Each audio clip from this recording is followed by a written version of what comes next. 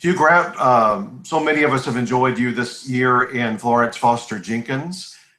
Just tell us a little bit about St. Clair Bayfield, an actor from the earlier part of the century, and that's the role you play in this movie. Just tell us about why he intrigued you.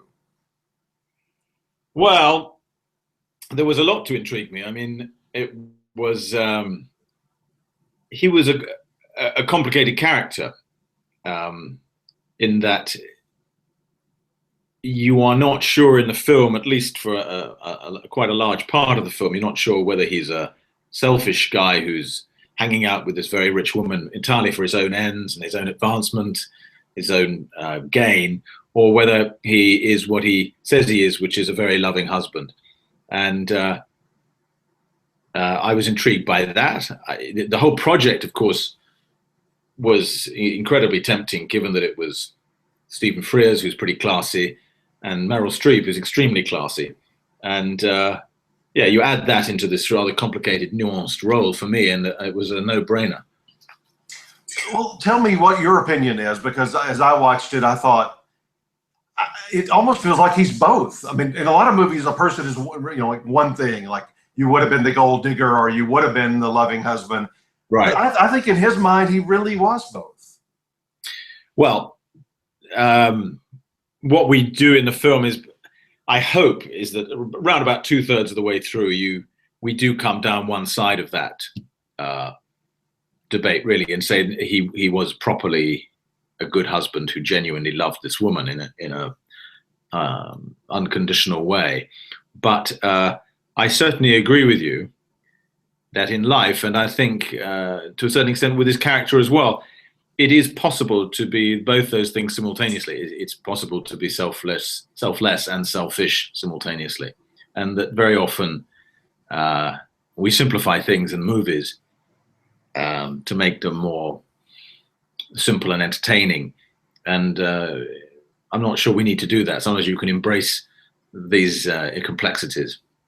I guess I said that more along the lines of we don't see when they meet, but it almost felt like to me when he first met her, he was thinking of the society aspects that would come into his life and the money and so forth.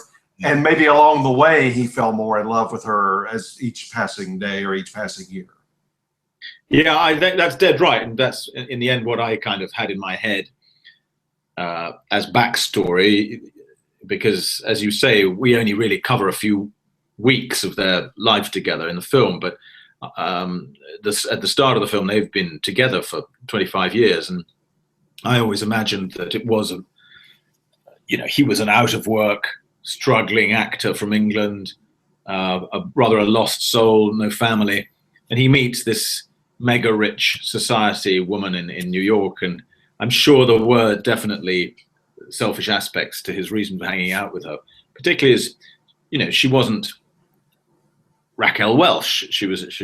And I think there was that. And as you say, over the weeks and months and years, it became an incredibly deep blood bond. It was like family, really. And that's what we try to show towards the end of the family when my character faces a kind of choice in that scene in the jazz club between his lover and his wife. One word I think I would definitely use to describe him if somebody was asking me about the movie, he's quite protective of her. And not just from a monetary standpoint, there are certainly scenes where he's making sure that everybody is going to be kind, but yeah. With a few dollar bills here and there. But I think he's very, very protective of her for lots of reasons. Well, that right there is bringing together the selfish and selfless elements of it, because you would protect your mother or your sister or your kid, supposing they were wanted to be a singer or an actor and they were really terrible and you knew that they were going to get smashed by the reviewers, you would do anything to protect them. So there is that, and it's that selfless love. But at the same time, if the little bubble of her delusional world is burst, I have nothing. Sinclair Bayfield has nothing. I'm back to being an out-of-work actor. So there's self-protection in there as well. I love the opening scene. It establishes so much, and you get to perform there at the club. and Florence is performing there at the club, but not singing. But you get to do a monologue. I'm sure that was a lot of fun from your past. Well, yeah, it's actually a scene we put in after we shot the main body of the film, because I was always nagging Stephen Frears about how important it was that people understood that Sinclair Bayfield wasn't just this smooth aristocratic Englishman. I thought that would be rather boring, but I think it was more that people had to know that he was nothing without this woman. He was a failed actor. And how do you show he's a failed actor? Well, we showed him acting really badly at the beginning of the film. And he asked Florence, on a couple of occasions about once you do this, maybe I can do a monologue, and that's turned down pretty fast. Well, even she, whose singing is appalling, balks at the idea of me doing another monologue, which is a pretty damning indictment of my abilities. But I think also, to a certain extent, that moment you're talking about is Florence wanting the limelight for herself. Oh, sure. Well, I'm glad you mentioned her singing in this movie. We, as an audience, only have to listen to that for a little less than 2 hours. How did you make it through every given day over the course of however many weeks you shot? Well, I have to say, I quite enjoyed it. I mean, Meryl was quite naughty. She had, when she was on camera, she likes to vary things up from take to take. And so she would do some takes where she was kind of 19 out of 20 terrible. Others where she was 21 out of 20, others where she was maybe 15 out of 20. When the camera was on me, sometimes she'd dial it up to 50 just to make me laugh, particularly if I was having to do a very serious or solemn moment, maybe protecting her from people who were laughing at her. She would try and make me laugh myself, and she was very successful at that. Was it a sound that you heard, like going to sleep at night, trying to fall asleep? I don't know that was exactly the case, but the film certainly haunted me day and night. It was quite an intense experience. My dancing haunted me more than anything. At the age of 56, you don't really want to be out there skipping about in front of a camera. I did thoroughly enjoy that scene when they're goading you on to do it. I thought, is he really going to do this? And then there you were. Yeah. Well, I'm immensely proud of it. Really, I think I got away with it, but it was an enormous amount of work and stress. Funnily enough, I've just completed another song and dance routine in the film I'm making at the moment, Paddington 2, where I actually sing as well. So that's something for you to look forward to. And I do it in a pink pajama suit. Oh, and that's a whole year away? We have to wait that long? I'll send you the rushes. You mentioned two of the people I wanted to ask you about today. One, of course, is Meryl Streep, probably the greatest actress we've ever had. How did, going in, what were your expectations and how did she deliver on those? Well, I assumed, someone at my door. Hang on one second. Oh, hello? Sure. Yeah, you can just let yourself in and leave it downstairs. I'm just on the phone upstairs. Thanks. Yeah, okay. Sorry, Chris. No, yeah, it happens all the time. I assumed that she would be the greatest actress that cinema has ever known, and that she would bring with her not only this terrifying talent, but also a terrifying intensity. And I was absolutely correct on both assumptions. And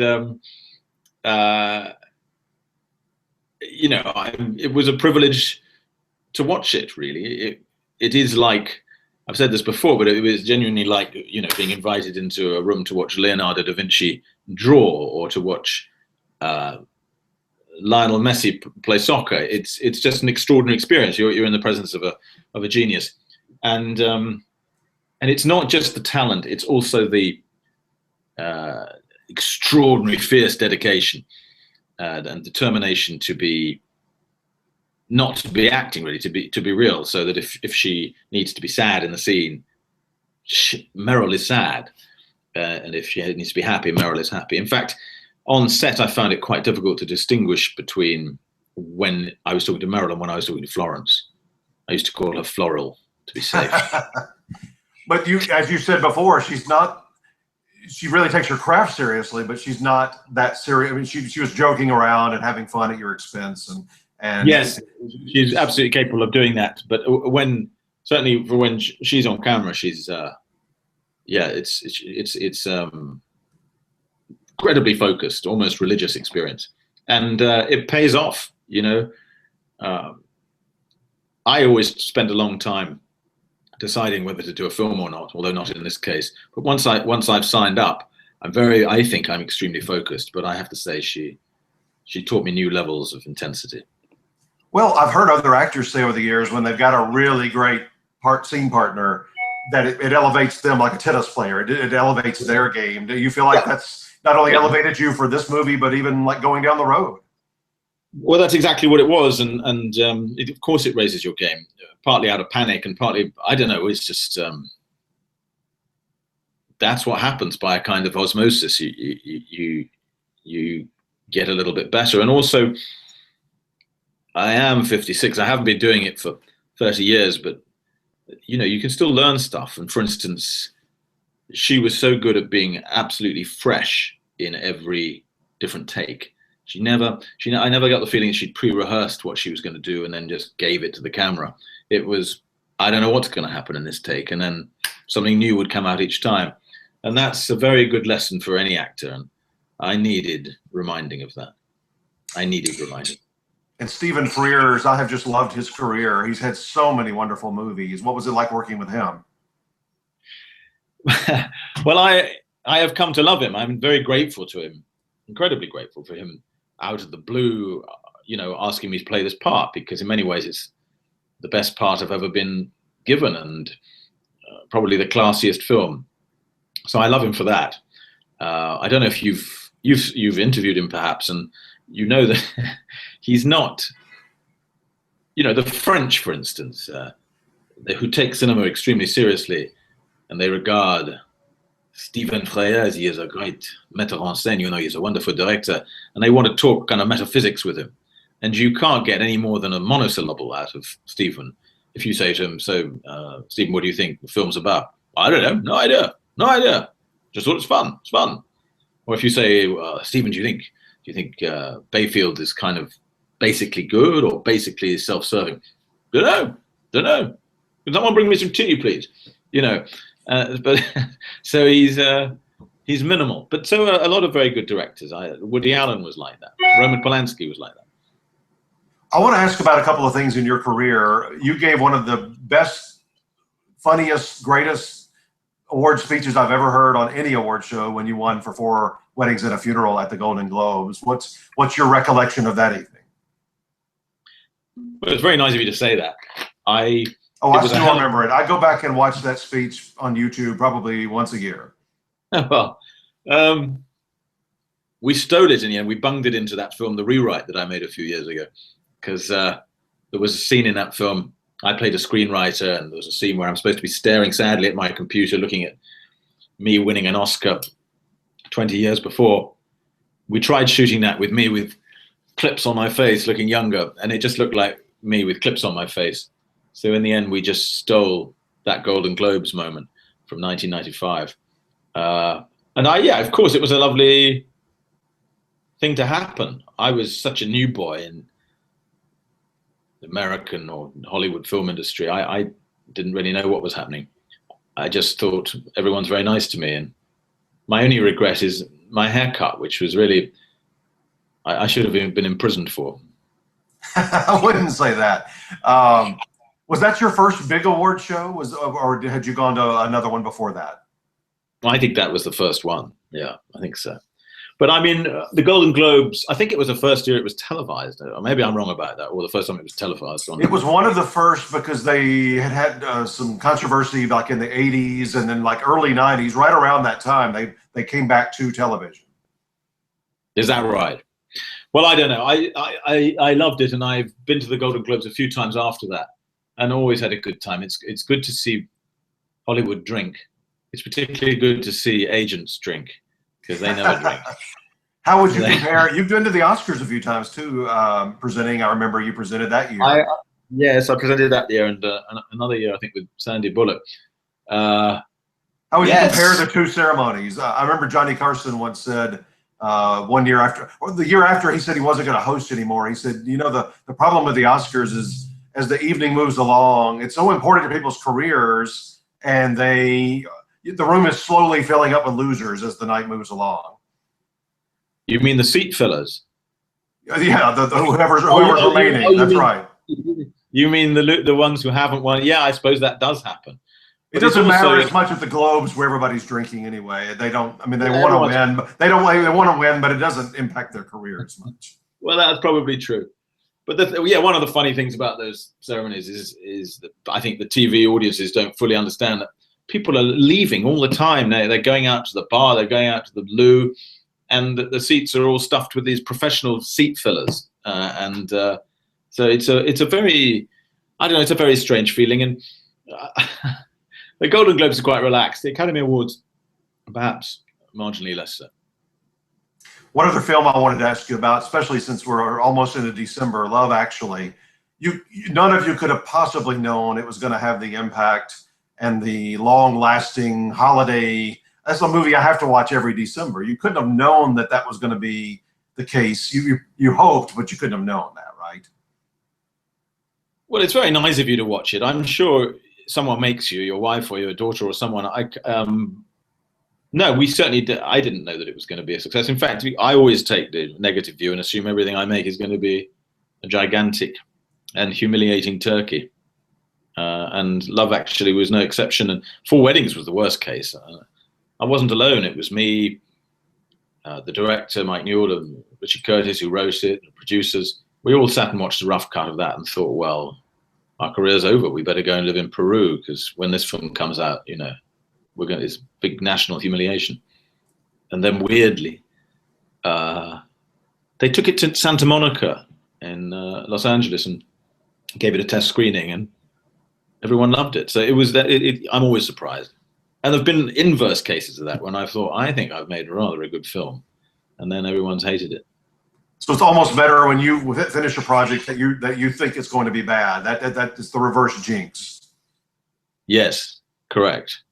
Correct. On Love Actually, though, I mean, I always thought in terms of anybody's career, a director, an actor, whoever, having a film that's a holiday classic, you just know that it's going to be brought out every holiday season, and people are going to rewatch it. I think those are quite special. I suppose you're right. I suppose that is a nice thing and an honor, and Richard Curtis should be very proud of that. It's I watched it again the other day, or I watched drunkenly about 20 minutes of it. And one of the things that struck me is it's very well directed. Richard, his scripts were always directed by someone else, and very well directed. For a lot of his career, he was just a writer. And then he couldn't bear it any longer. He couldn't bear driving from the back seat. Became a director, and that sometimes doesn't work as well as people think it's going to work. But actually, he's a very good director. He's cinematic and sort of sensual, and the use of music is sensational in his films.